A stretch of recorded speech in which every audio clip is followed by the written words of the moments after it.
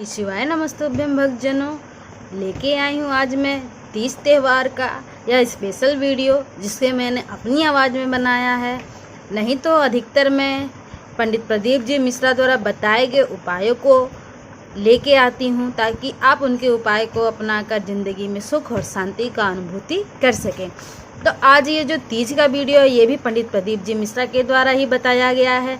तो पंडित प्रदीप जी मिश्रा ने पूजन की क्या विधि बताई है, हरितालिका तीज की पूजन की क्या विधि है, दान करते वक्त कैसे दान किया जाए, यह सब कुछ मैं आपको इस वीडियो में लेकर आई हूँ। तो चलिए चलते हैं, वीडियो में आगे बढ़ते हैं और बताती हूँ कि दान करते वक्त हमें किन किन चीज़ों का ध्यान रखना चाहिए और हम क्या क्या चीज़ें दान कर सकते हैं। तीज का त्यौहार, बहुत सारी सुहागिन महिलाएं ऐसी होंगी जो पहली बार तीज का व्रत कर रही होंगी, तो उन्हें यह एक चीज़ जो है अवश्य ही दान करनी चाहिए। चाहे कुछ भी हो जाए, इस एक चीज़ का दान वो अवश्य ही करे। तो वो उस एक चीज़ में आता है, देखिए ये साड़ी ये साड़ी आप दान कर सकते हैं। एक तरह की साड़ी भी दान करने का नियम है। कभी भी एक वस्त्र दान नहीं किया जाता, मतलब आप सिर्फ साड़ी उठा के दे दिए और दान कर दिए, तो ऐसा नहीं होता है।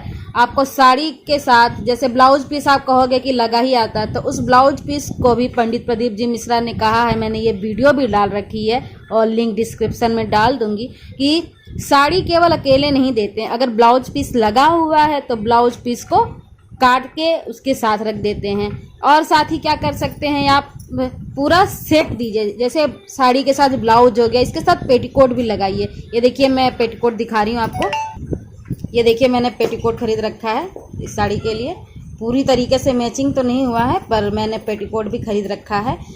ज़रूरी नहीं कि आप बहुत ही अच्छी साड़ी दीजिए, बहुत ही सुंदर साड़ी दीजिए, जितनी आपकी हैसियत है उस हैसियत के हिसाब से आप साड़ी दीजिए। हाँ, लेकिन ऐसा दीजिए कि वो रखे नहीं। जो पंडिताइन होती हैं, जो ब्राह्मणी होती है, वो इस साड़ी को पहने रखे नहीं, ठीक है। तो सुहागिन महिलाओं को यह एक चीज़ अवश्य दान करनी चाहिए, ठीक है। और इसके साथ साथ आप जो हैं कि पहली बार व्रत की हैं वो तो अवश्य ही करें, और जो कर रही हैं कई सालों से और वो अगर देना चाहती हैं तो वो साड़ी ज़रूर दे सकती हैं। और आगे बढ़ती हूँ, बताती हूँ और क्या क्या चीज़ें होती हैं। आपको एक जोड़ी बिछुआ अवश्य ही दान करें। जो नई सुहागन है, नया तीज का व्रत उठाई है, पहली बार तीज है, वह एक जोड़ी बिछुए अवश्य दान करें ताकि वो शुभ हो, उनको अखंड सौभाग्य की प्राप्ति हो। पंडित प्रदीप जी मिश्रा ने भी कथा में कहा है कि जो स्त्री वस्तुओं का दान करती, जैसे उनके में 8 वस्तुएं थी, उनमें से एक बिछुआ भी है, तो उनको अखंड सौभाग्य की प्राप्ति होती है, ठीक है। तो दूसरी चीज़ है यह बिछुआ। और बताती हूँ क्या क्या चीज़ें हैं। श्रृंगार के सामान में चूड़ी जो है बहुत ही ज़रूरी हो जाता है। चूड़ी जो है बहुत ही आवश्यक चीज़ होती है सुहागन महिलाओं के लिए। कांच की चूड़ी भी आप ऐसा दें कि जो है वो ब्राह्मणी पहन सके, ठीक ही ठाक हो, अपनी हैसियत के हिसाब से अच्छी ही दीजिए। ये नहीं कह रही हूँ कि आप बहुत ही अच्छी दीजिए, बहुत ही महंगी दीजिए, लेकिन इतना ऐसा दीजिए कि वो पहन सके जिनको आप दान में कर रही हैं चीज़ें। इसके साथ आता है चूड़ी के साथ सिंदूर। आप एक सिंदूर रख लीजिए, आप सूखा रख लीजिए या फिर लिक्विड रख लीजिए। मैंने यहाँ लिक्विड ली हुई है।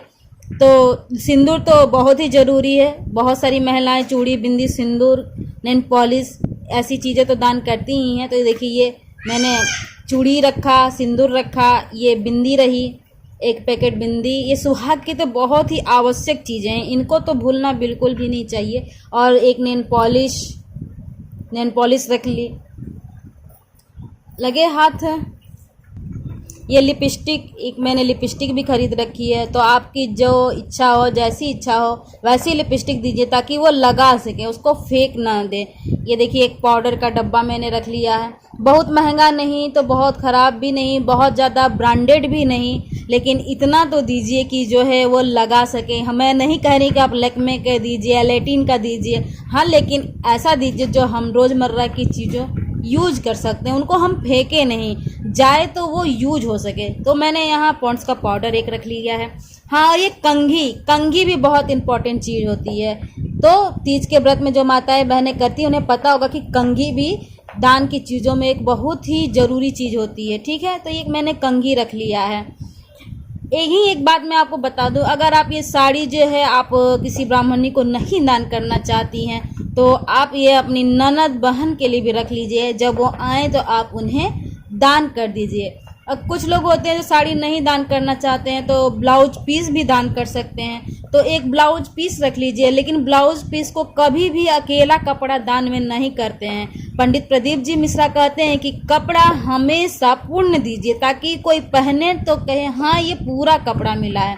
तो जब आप कोई ब्लाउज पीस खरीदें, आप उसके साथ कुछ नहीं दे सकते तो एक कलावा तोड़ करके उसमें मोड़ के अवश्य रख दे, ताकि वो 2 वस्त्र के रूप में गिना जाए।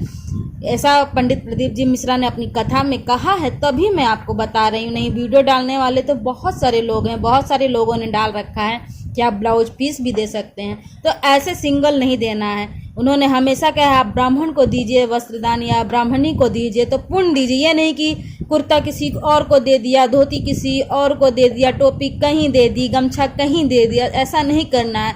एक संपूर्ण वस्त्र जो होता है, जो आप पहनते हैं पूरी तरीके से, जैसे औरतें पहनती तो पेटीकोट होता है, साड़ी होता है, ब्लाउज होता है, ये तो आवश्यक है। तो ये 3 चीज़ें अवश्य ही आप दें। अब जरूरी नहीं कि उसमें फॉल भी लगा दीजिए और साड़ी पिन वगैरह सब कुछ बढ़िया से करके दीजिए। तो इतनी चीज़ें जितनी मैंने दिखाई इतनी ज़रूरी हैं। और अगर आपको मेरी बातों पे विश्वास नहीं है कि ब्लाउज़ के साथ कलावा भी ज़रूर रखना चाहिए, तो उस वीडियो का लिंक जिसमें पंडित प्रदीप जी मिश्रा की आवाज़ है वह अपनी कथा में बता रहे हैं, उसका लिंक मैं डिस्क्रिप्शन में अवश्य दूंगी और आप अवश्य जाके चेक कर लीजिएगा, जिनको मेरी बातों पर विश्वास नहीं है। यही मैं आप लोगों को बता दूँ, मैं सामान खरीदने में थोड़ी सी चूक कर दी हूँ। मैंने यहाँ पे मेहंदी और महावर जो पैरों में रंग लगाया जाता है, ये 2 चीज़ें मैं भूल गई हूँ। तो आप इन 2 चीज़ों को अवश्य खरीद लीजिएगा। मैं भी आज शाम को ही जाके ये 2 चीज़ें अवश्य ले आऊँगी और तैयारी पूरी कर लूँगी। और ये जो है कि तीज व्रत से जुड़ी हुई और भी जो व्रत की चीज़ें हैं, पूजन कैसे करना है, फुलेरा कैसे बनाना है, 5 प्रसाद 5 फल कौन से होने चाहिए, जो स्त्रियां व्रत नहीं कर रही हैं वो क्या करें, उसको भी मैं इसी वीडियो में बता देती हूँ। कि जो स्त्रियां तीज का व्रत नहीं कर रही हैं वो तीज के दिन शाम के समय जब पूजा होती है, जहाँ पूजा हो रही हो, जहाँ फुलेरा बना हो, वो बढ़िया नहा धो के तैयार होके जाइए। और किसी भी वृक्ष की 5 वृक्ष की पत्तियाँ या फिर 5 वृक्ष के फूल, ये भी नहीं हो तो 5 प्रकार के फल अवश्य ही वहाँ चढ़ाएं। इससे उन्हें अखंड सौभाग्य की प्राप्ति होती है। यह बहुत ही अच्छी चीज़ होती है। अब मैं वीडियो को लंबा नहीं करूँगी। ये सारी बातें पंडित प्रदीप जी मिश्रा ने अपनी बातों में बताई हैं।